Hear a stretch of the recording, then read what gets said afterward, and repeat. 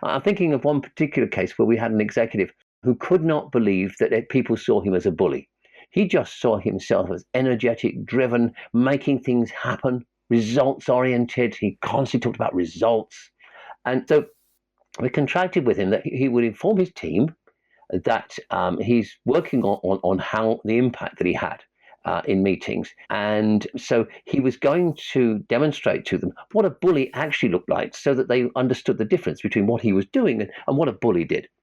So he went out there and he started the meeting, and everybody was waiting for it.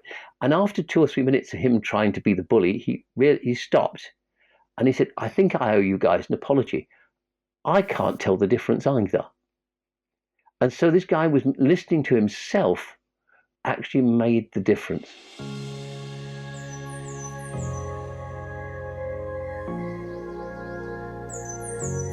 Deep listening, impact beyond words.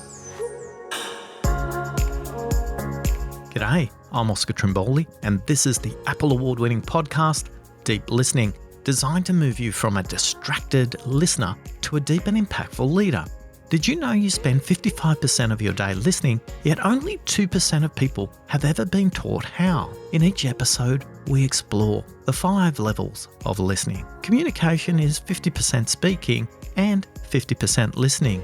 Yet as a leader, you're taught only the importance of communication from the perspective of how to speak. It's critical you start to build some muscles for the next phase in how to listen.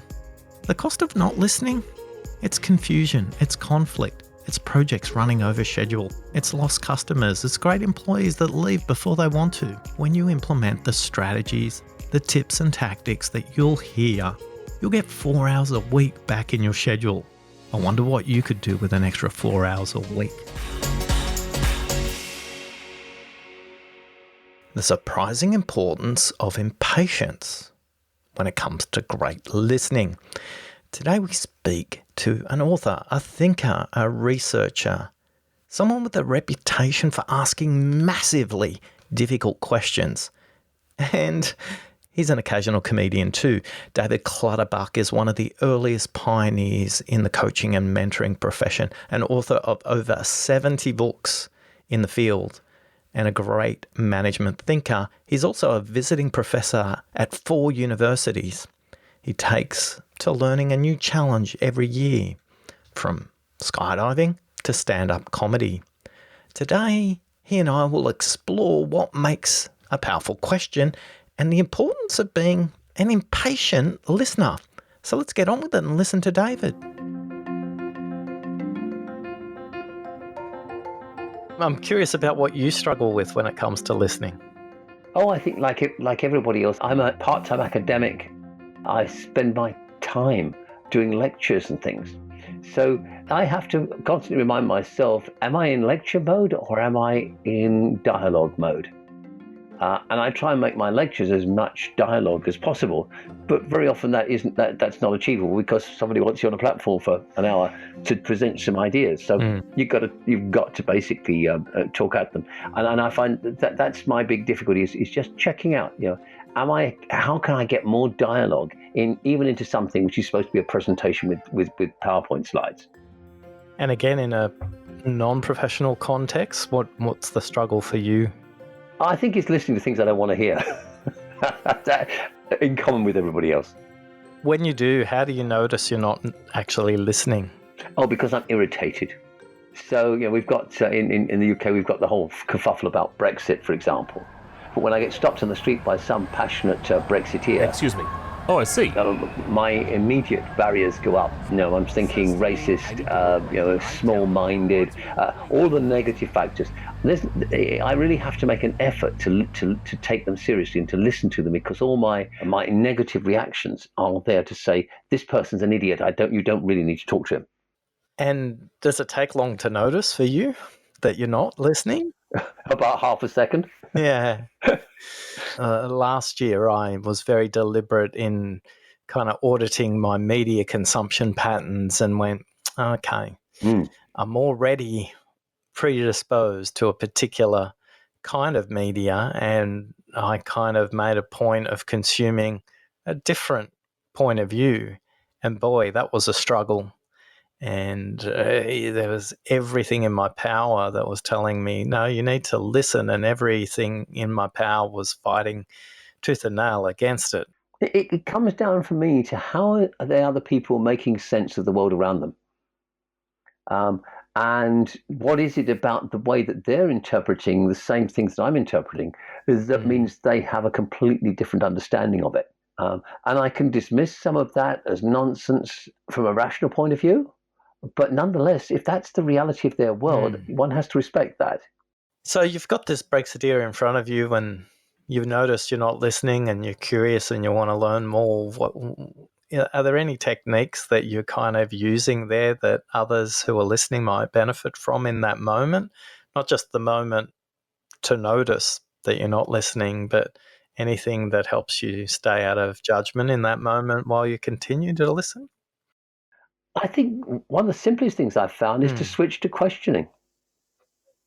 So if you can show interest in somebody else by questioning, and one of the things that I find is most disarming for them is to simply say, so you've got some very strong views. What was it about your experiences in life so far that made you develop these views? So there's no judgment here. It's just about what was it that happened to instill these beliefs in you. And in most cases, nobody's ever asked that. What happens to your state in that moment after the question? It shifts my mentality as well because I'm interested in their response. And this could be anything from political or religious beliefs. I've found going into prisons, for example, that just taking that curiosity allows me to listen much more deeply to and to engage with people who've done all sorts of crimes, murder, embezzlement. Well, one of the things that it started me on was a journey I'd been on before and then sort of stepped away from, which was looking at the nature of ethicality and conversations about ethicality. There have been some surveys of prisoners in English jails. It turns out that, I forget what the figure is, but it's something over 80% of them believe that they are, passionately believe, that they are more ethical than people in general. And you say, well, how could you possibly do that? But it's the way that they interpret the world. And if one understands the way that they interpret the world, then you can start to think about, okay, what are alternative ways of helping these people to become better citizens? And I think it's this, how does somebody make sense of the world? Keep coming back to that in terms of real high quality listening. Because when we've got that, then we can work with them in the reality as they see it, not in the reality as we see it. And I think when we see people who don't understand the nature of the dialogue that they're having with other people, then by simply encouraging them to understand it, we can what's going on, not just in their minds, but in other people's minds at the same time. We can help them to have different conversations. So I'm thinking particularly of the issue of impact versus intent. So many people can't understand why other people treat or see them or their behaviour as negative. And if we ask, okay, well, what was your intent here? And then, okay, well, what do you think the impact on other people was of the way that you went about this? And always the intent is positive. Then you start to see a difference. I'm thinking of one particular case where we had an executive who could not believe that people saw him as a bully. He just saw himself as energetic, driven, making things happen, results-oriented. He constantly talked about results. And so we contracted with him that he would inform his team that he's working on how the impact that he had in meetings. And so he was going to demonstrate to them what a bully actually looked like so that they understood the difference between what he was doing and what a bully did. So he went out there and he started the meeting, and everybody was waiting for it. And after 2 or 3 minutes of him trying to be the bully, he stopped and he said, I think I owe you guys an apology. I can't tell the difference either. And so this guy was listening to himself actually made the difference. Wow. What a powerful exercise that was to get the leader in the workplace to admit to what they discovered about their own bullying by taking a perspective from intent versus impact and how each party can experience it in a completely different way. As a global expert in the topic, I was curious how David sees the evolution of a listener. And he discusses this through the perspective of listening to argue and refute, listening to respond and ask, listening to understand, and then ultimately listening without intent.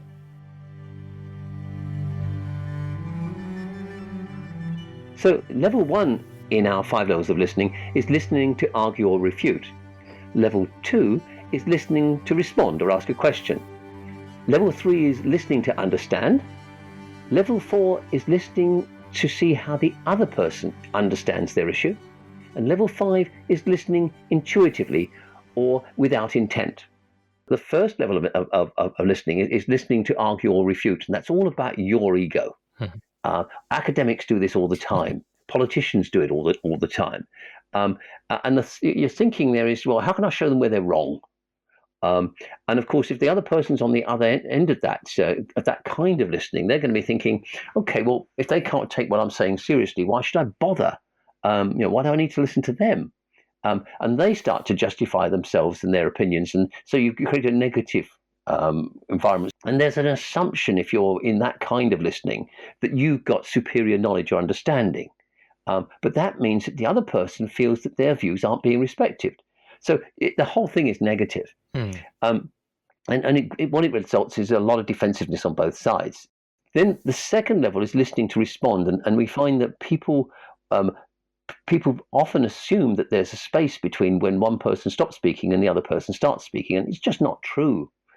In most cultures, there's actually an overlap because we predict when the sentence is going to end, and then we start in. Again, it's mostly about oneself when you're talking, when you're listening to respond. We teach coaches, for example, not to ask a question when a pause happens, to just sit there quietly and wait for a while, because then the other person goes on and they feel much more listened to. And what tends to happen is the question that you were going to ask, either the person asks it themselves, if you give them space to, or they ask a better one, or if neither of those things happen, that question, if you just hold off 2 or 3 times from asking it, you'll refine it. It'll be a better question.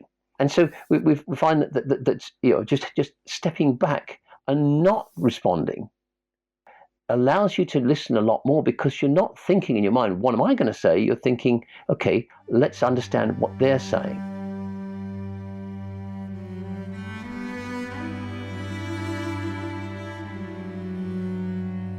The third level is listening to make sense of what the other person is saying. So listening to understand. And again, it's sort of 50-50 about your ego and them, because listening to understand is how you make sense of the world. The fourth one is listening to how they understand, so how they making sense of things.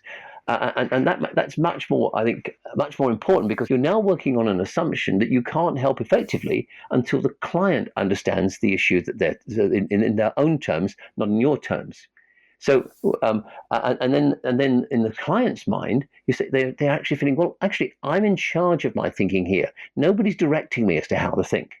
So it's much more positive way of going about it.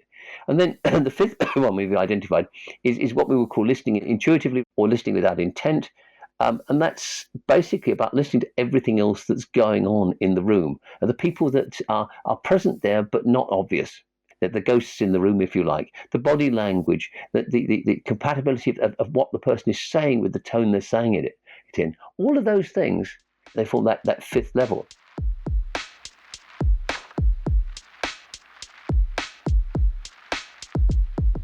What's the cost of not listening? I'd like to focus on the motivational aspect of it. One of the things that I find myself asking frequently when I'm working with executives is, when did you last feel truly listened to? And sometimes as they respond to that question, They cry because so few of us have really felt listened to. If it's not happening at home, it's probably almost certainly not happening in the office or in the workplace. Would you like to learn a bit more about what gets in your way when it comes to listening? What are the barriers that are stopping you from completely listening to yourself and to the other person? Go and visit listeningquiz.com.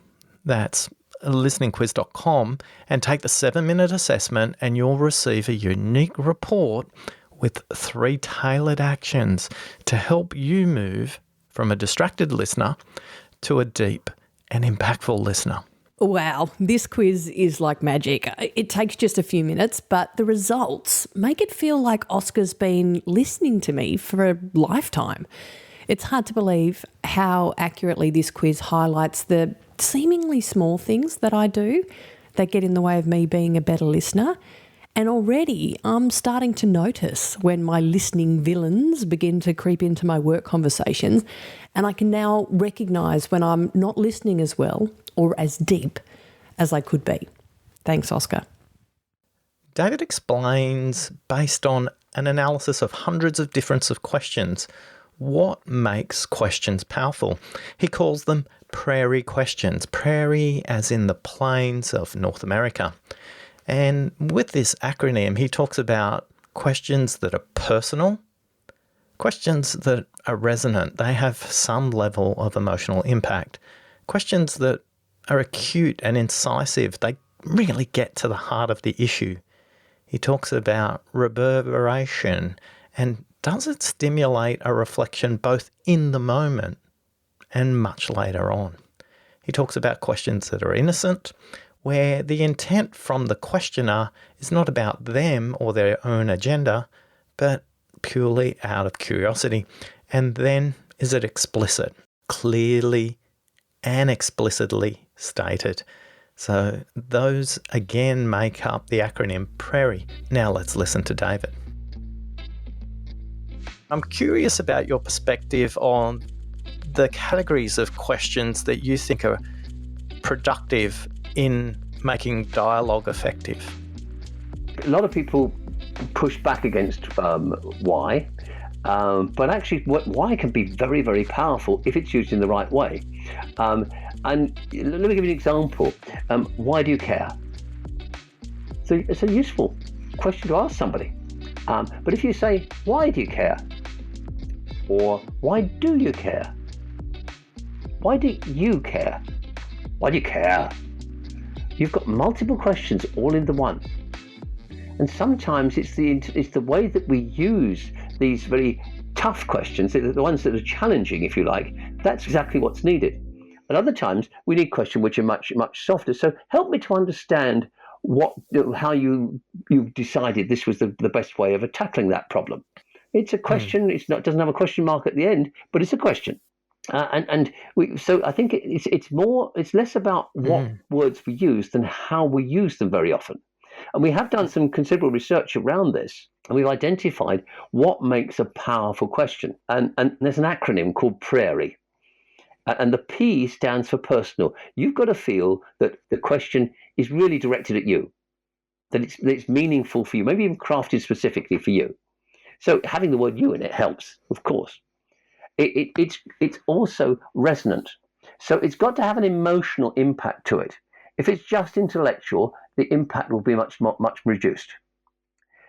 It's acute and incisive, that's the A and the I, which means it gets the point straight away. So why do you care is a pretty blunt, straightforward question.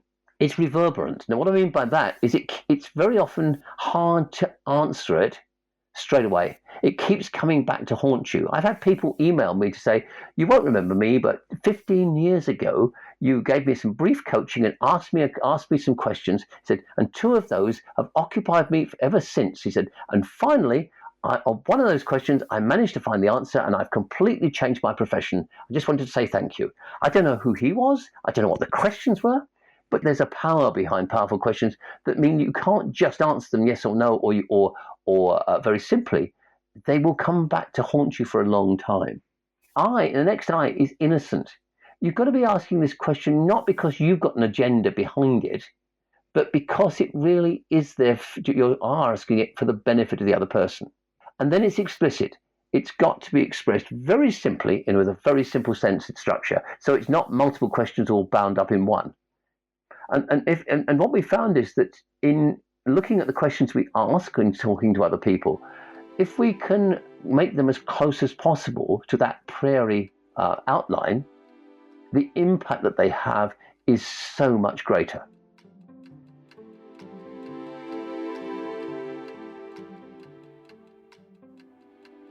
One of our previous guests talked about the fact that 5 to 7 words are concise and not an argument or an opinion. And listening to your prairie deconstruction there, I can see how the two would intersect quite nicely. Do you get a sense that those reverberant questions are generally shorter? Yes. Yeah. I'll give you another example. Asking somebody who just didn't really have a home life at all. Her life was work, work, work. Simple question: how do you reward yourself?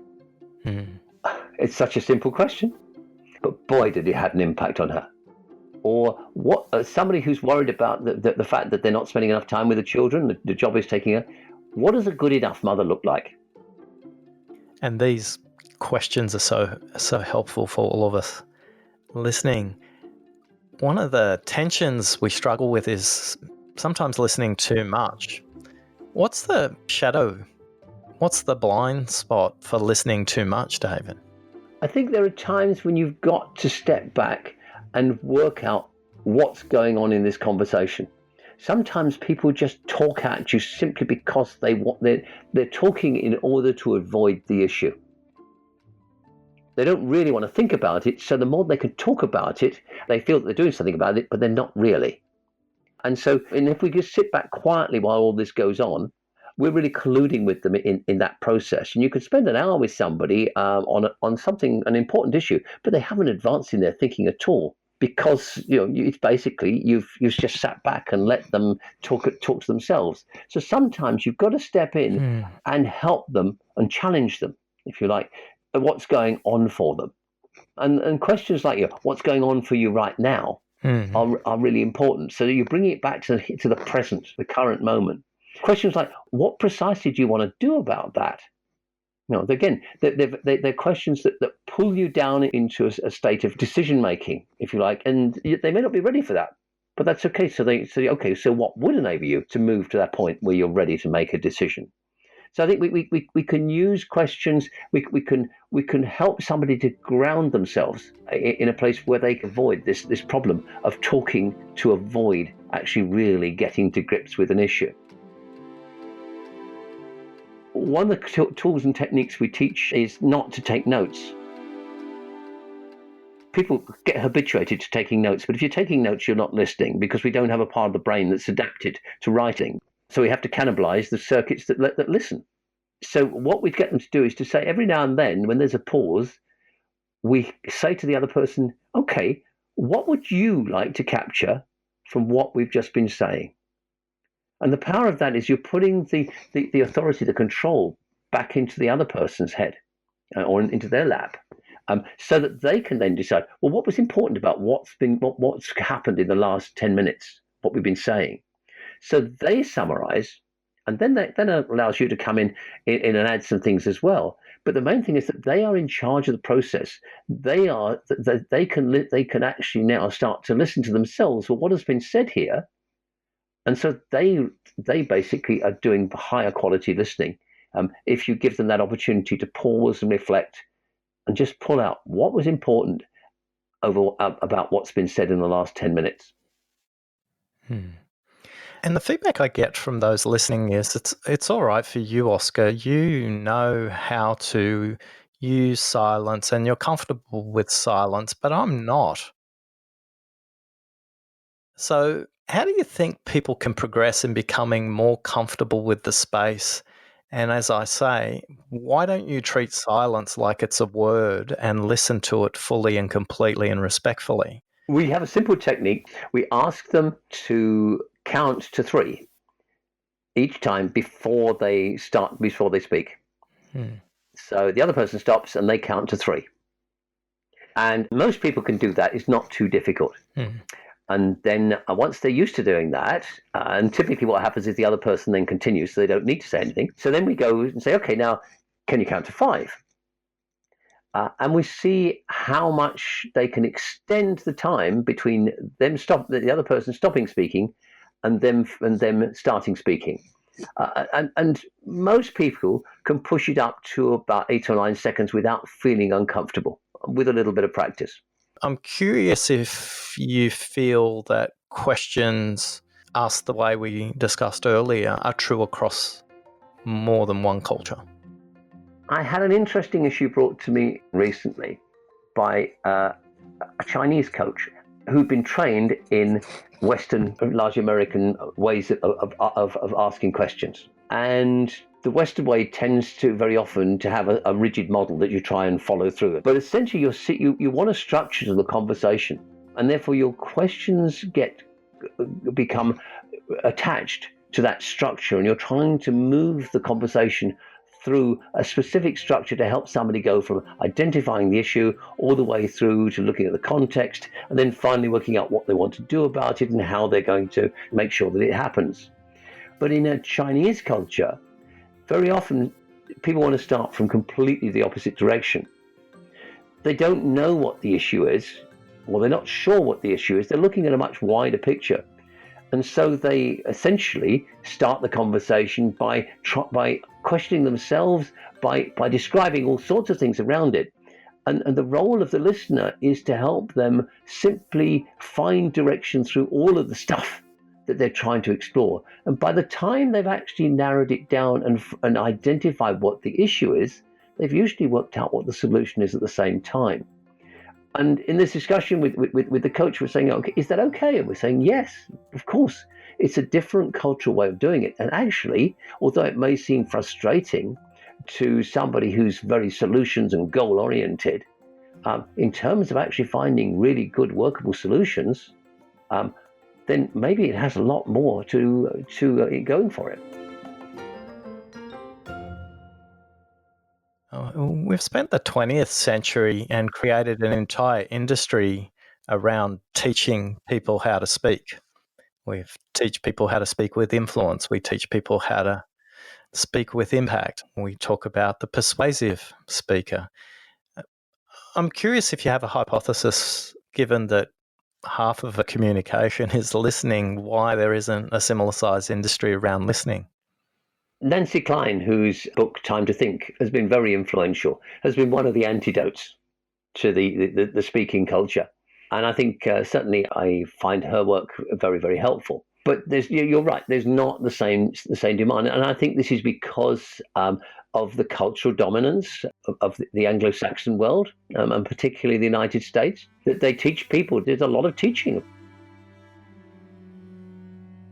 Would you like to learn a bit more about what gets in your way when it comes to listening?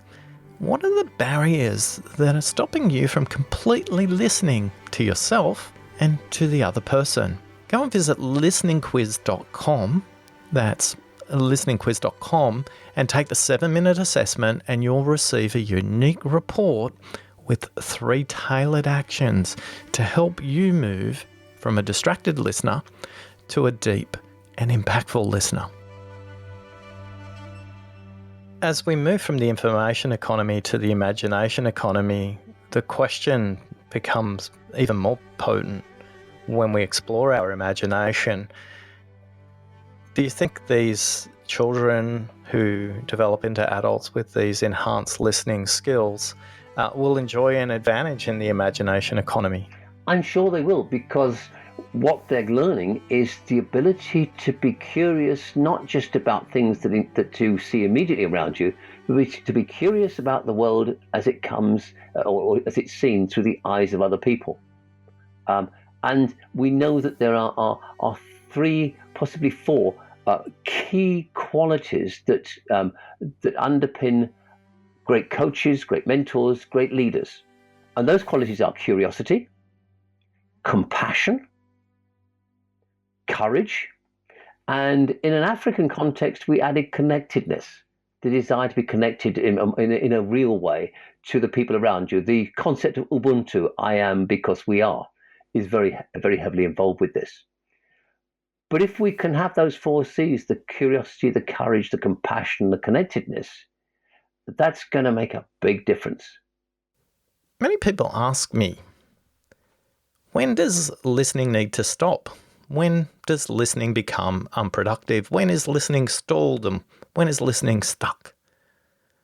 And David's about to blow up a common myth about listening, and he explores what the research says that great listeners are actually impatient. Now, this isn't a commonly held belief. He creates 4 different perspectives for the listener to explore with the speaker. The 4 perspectives are stepping through emotion, rational, internal, and external perspectives. I think there's just one thing that came out of our research is observing really good listeners developed a sense of impatience. Now, that completely threw us at the beginning. The 2 things seemed to be incompatible. But then we actually listened to what that impatience was about. And that gave us an understanding of you don't have to listen totally passively. When you're listening, you're helping somebody else with the quality of their thinking. And so if they've got an issue, a problem that they want to resolve, the power of your listening comes in part from helping them see that issue or problem from multiple perspectives. And so if somebody's had a really upsetting argument, they're going to be full of emotions, negative emotions that stop them thinking, stop them listening to other people, stop them thinking about other people's perspective. And so what we find is there's a matrix here. On one angle, one axis of the matrix is listening or questioning from the perspective of the rational versus the emotional. And the other axis is looking at it from your perspective, internally, if you like, and then looking at it from other people's perspective. And so where we start the situation I just described, you will be tied up in your own emotions, and therefore it's internally looking and emotional. And there's only so many questions you can ask somebody about how they feel. And if they're stuck in that particular box, they're not going to advance. Nothing's going to change. So they need a shift of perspective. So that shift of perspective can come in 2 ways. You can help them to move into the rational and say, okay, well, what's the impact of this? Looking at it realistically, how are you going to view this in 6 months' time? Is it really going to matter that much? Or you can go into stay in the emotions, but move into the other person's perspective and say, well, I understand how you're feeling. How do you think they're feeling right now? And that enables you to go into the rational and external focusing and say, okay, so what are your practical alternatives about rebuilding the relationship with that person? And we find that people can start in any of those quadrants and move to any quadrant. But the critical thing is that you move between one and the other. And so the quality of our listening and our questioning are bound up together here because we hear where the person is emotionally and rationally, and we help them move to a different spot so that they can think more clearly and from different perspectives about the issue that they're trying to work through. And in that moment, I'm curious about the connection with impatience. Well, basically, we found that there is an impatience in the sense that the coach or mentor wants to help you move forward and recognizes that if you just stay where you are having a good sulk, nothing's going to change. And so they might ask you a few questions about how you feel, but then they will want to gently move you on into another place. And so what they're really doing is holding out a hand, if you like, figuratively, from another position, another perspective, and asking you, would you like to come and join me here? And so, but if you don't have a sense of movement, you're not going to do that. You're just going to stay with the person where they are.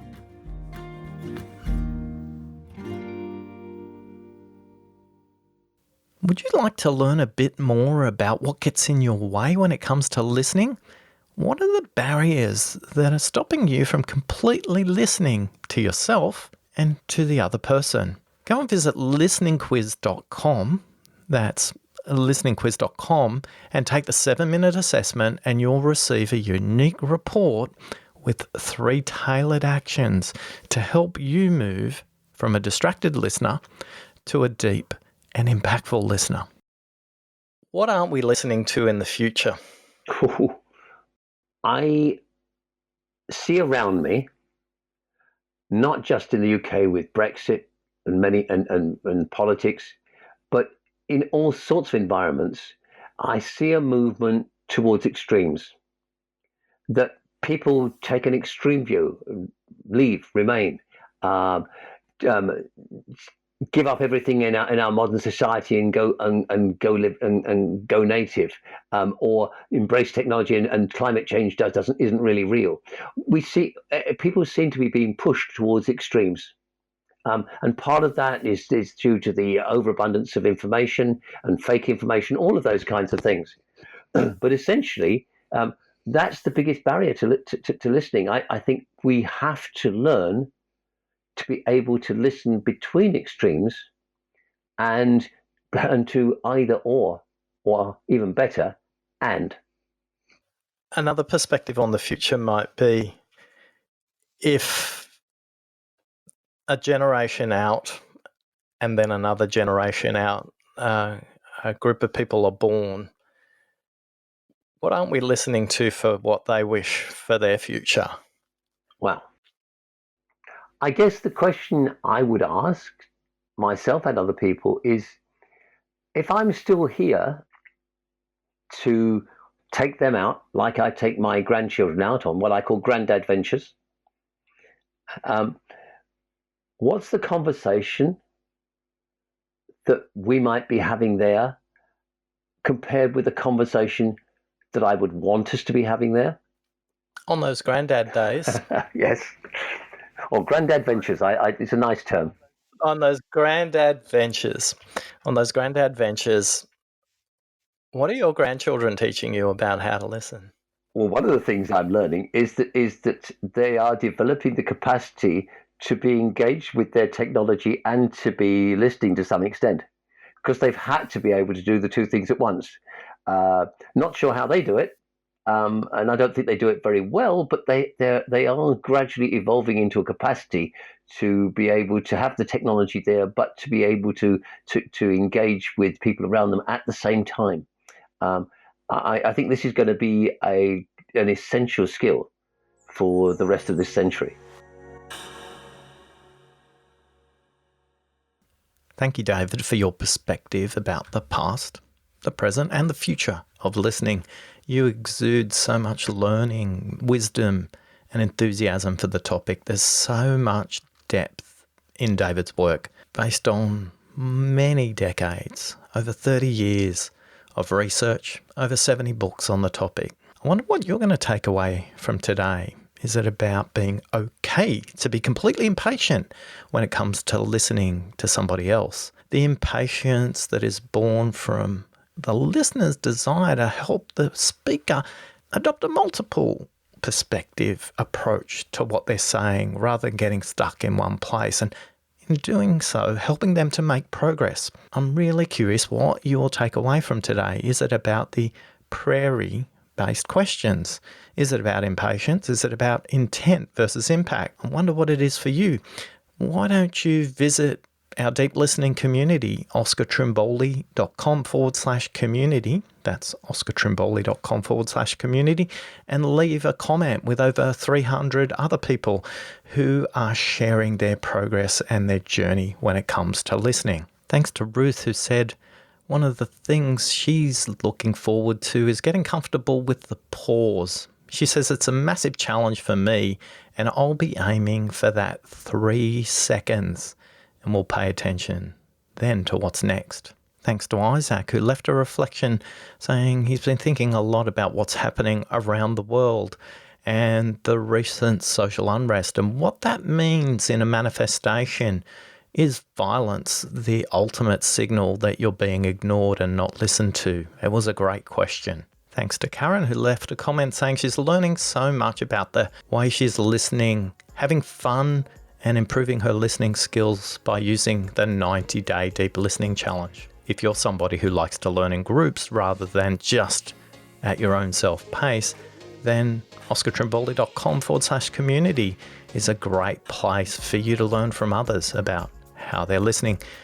It's really exciting to see the growth and the number of people participating in the listening quiz, the community of practice webinars, and a big thank you to all the people participating right now in the 21 days of listening daily tips. 21 days of listening came from a conversation I had with Cole where he was listening to me, and I posed the question to him about how do I narrow the gap and make a bigger impact between a podcast and our 90-day challenge.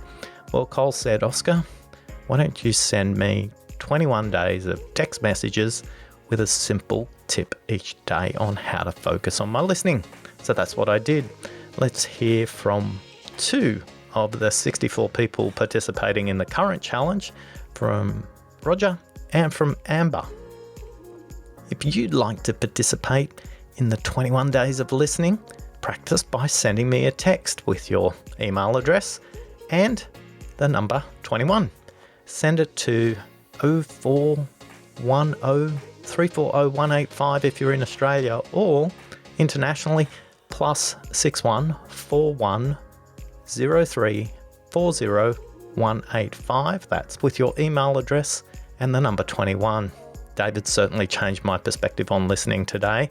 I am walking away being really comfortable with being impatient when it comes to listening. I hope you are too. Thanks for listening.